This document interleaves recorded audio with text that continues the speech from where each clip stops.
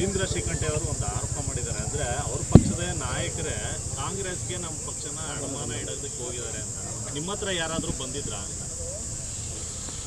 ಕಾಂಗ್ರೆಸ್ ಪಕ್ಷಕ್ಕೆ ಮಂಡ್ಯ ಜಿಲ್ಲೆಯಲ್ಲಿ ಭಾಳಷ್ಟು ಬದಲಾವಣೆ ಮುಂದಿನ ದಿನಗಳಲ್ಲಿ ಆಗ್ತದೆ.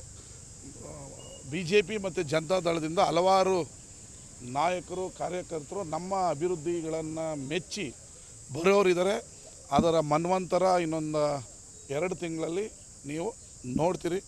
ಭಾಳಷ್ಟು ಜನ ಕಾಂಗ್ರೆಸ್ ಅಭಿವೃದ್ಧಿ ಆಗ್ತಾಯಿದೆ. ನಾವೆಲ್ಲ 20-30 ವರ್ಷ ಹಿಂದೂ ಕೊಟ್ಟೋಗಿದ್ವಿ.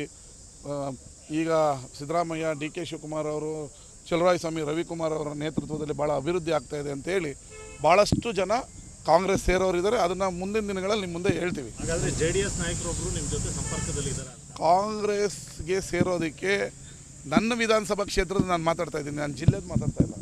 ಭಾಳಷ್ಟು ಸಂಖ್ಯೆಯಲ್ಲಿ BJP ಮತ್ತು JDSನ ಮುಖಂಡರುಗಳು, ಕಾರ್ಯಕರ್ತರು, ನಾಯಕರುಗಳು ಸೇರೋರಿದ್ದಾರೆ. ಅದನ್ನು ಮುಂದಿನ ದಿನದಲ್ಲಿ ಹೇಳ್ತೀನಿ.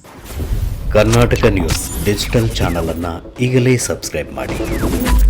ಧನ್ಯವಾದಗಳು.